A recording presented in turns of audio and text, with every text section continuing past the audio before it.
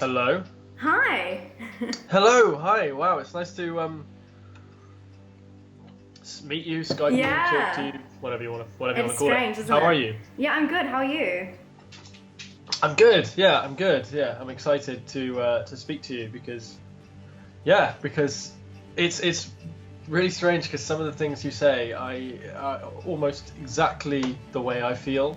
Oh, and really? Other things are just the complete opposite. And sometimes I hear you say something because I love what you say so much. Sometimes I hear you say something and it will drive me crazy. I say, no, you're wrong. You're so wrong. Ah. I love that. That's the great thing about film, I guess.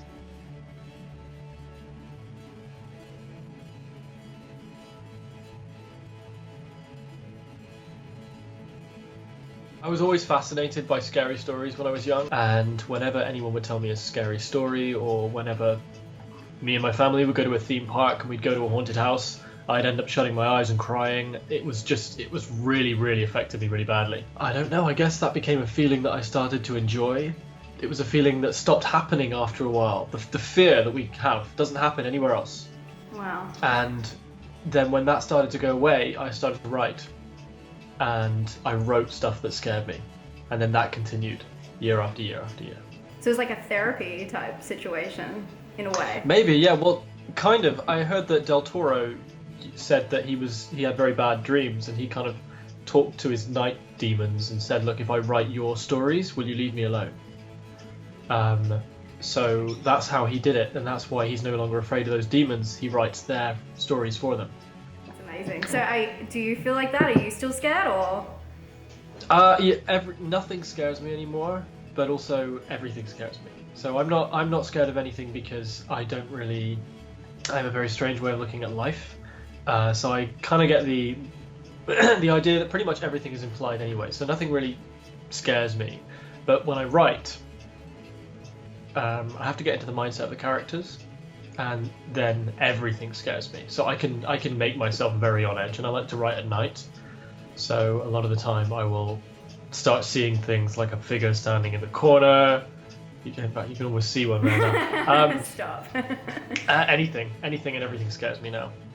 So how did you actually get into, I know that you said you started to write, but how did you actually get into the industry and all that kind of stuff? When I was very young, I was obsessed with film, namely horror movies, and I wanted to do special effects in horror movies. And then I ended up going to an acting class just because my parents wanted to get rid of me and my sister for a while. So they kind of pushed us to a drama class just so they'd have some time to themselves. And then I fell into acting. And then I started acting. I started in musical theatre and on stage. And then I did my first film in 2005. I kept acting, and I still act now. But I realised as I was going into acting more and more that my key thing is that I adore film and have so much respect for film that I wanted it to be as good as it could possibly be. And an issue I have with many movies is that they weren't great. And I was there on set giving my all as an actor, and I could see things that I was thinking, why are you doing it? Like, that's not going to work. None of this is going to work. So I started producing, so I'd have more say. All the while, I was still writing on the side, trying to get my ideas and my scripts picked up, because I knew that as a horror fan, these were the ideas I really wanted to see. So I ended up making my own film in 2015.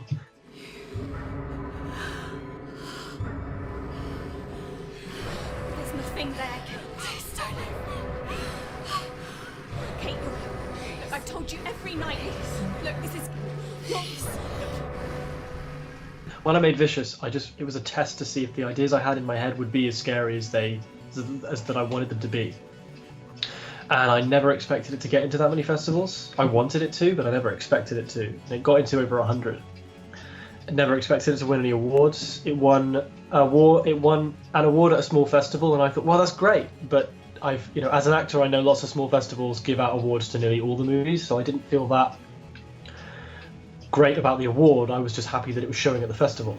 But the second award we won was Toronto, and I thought it was a joke, or I thought that I didn't get it. It didn't occur to me that, and I still to this day look back at Vicious and I think it's good, but it's not that good.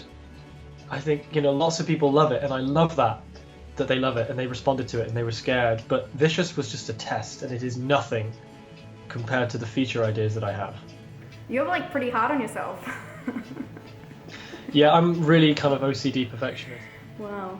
Somebody broke in and left a mannequin behind me. Okay, I'm still driving, but I'll be back in 20 minutes. Lock the doors. I have. I'm fine. Just relax. It's interesting that you say that you have to get into the heads of your characters. Yeah. With Vicious and then also with Still, which is like your new short. Both females as the main characters. Is there any reason for that? It's the female thing's a weird one because I get penalised and thanked by different people. I often think a female character is more interesting to watch in a horror movie than a male one. They are forced to use their intellect in a lot of situations. If a guy is trapped in a room, he will often try and fight his way out of it. Katie in Vicious is quite weak and she's scared, but that's because she's getting over the death of her sister. And Anna in Still is very strong. That's why I like the fact that she's got a northern accent and she's just a kind of hearty person. She's the kind of person that at the end of Vicious, when the keys are behind the door, Anna from Still would have just kicked that door wide open. So I like playing with those kind of different types of people. I also, this is just a coincidence, but I also usually love to try and cast or picture in my mind redheads as the leads. People And in I know horror exactly have a why thing that for is. redheads. It's really creepy. But there's a great reason for it. There's one argument that I actually can say. So the reason I think redheads are good is because you never know where you are with someone who's got red hair. You know they've got a fire, but you know they can be both weak and strong at the same time. You don't know which. With a blonde, immediately on screen, you start thinking, I know who this person is. Yeah. With a brunette, you think, okay, she's got strength, she's dark, she's probably had a dark past, or she's got warmth or whatever. There's something there. With a redhead, you never know where you are.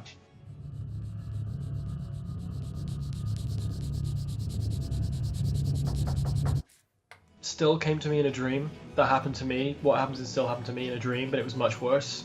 The dream was a figure knocked on my door, and it had a kind of makeshift wooden plank round its neck, a bag over its head, boiler suit, and the plank had written on it, "Turn me over."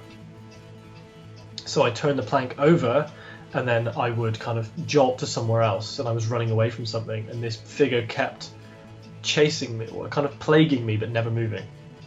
And I would always turn around, it was always there, and the sign would always say, "Turn me over." So that happened to me in a dream, and then I woke up the next morning and wrote the short in about 5 minutes. Do you like lucid dream, or you must like wake up in the morning and do you remember everything? Because that's pretty insane to remember that. Yeah, I have lots of bad dreams. The scariest dream I ever had was after I visited Mont Blanc in Switzerland. It's actually what inspired Frankenstein. Well, I say inspired, it's where she went before she wrote it. Okay. But that night after going there, I had the worst dream I had ever had. And I do want to make it into a feature. And I couldn't sleep for 2 hours afterwards. Wow. Okay, so that's pretty much where the whole horror thing comes from for you. It starts and ends with dreams. Yeah, I would say, but I don't know which came first. I don't know if it's because if you do things a lot, you dream of them, or I dream of them because I do. I don't know which way around that is. Oh, that's super poetic. Darkly poetic. Yeah. Oliver, thank you so much for your time today. Really appreciate it, and all the best. We'll be watching out for you. And guys, if you want to check out the links, I'll leave them down below to his shorts. And I'll talk to you guys very soon. Stay spooky. Bye.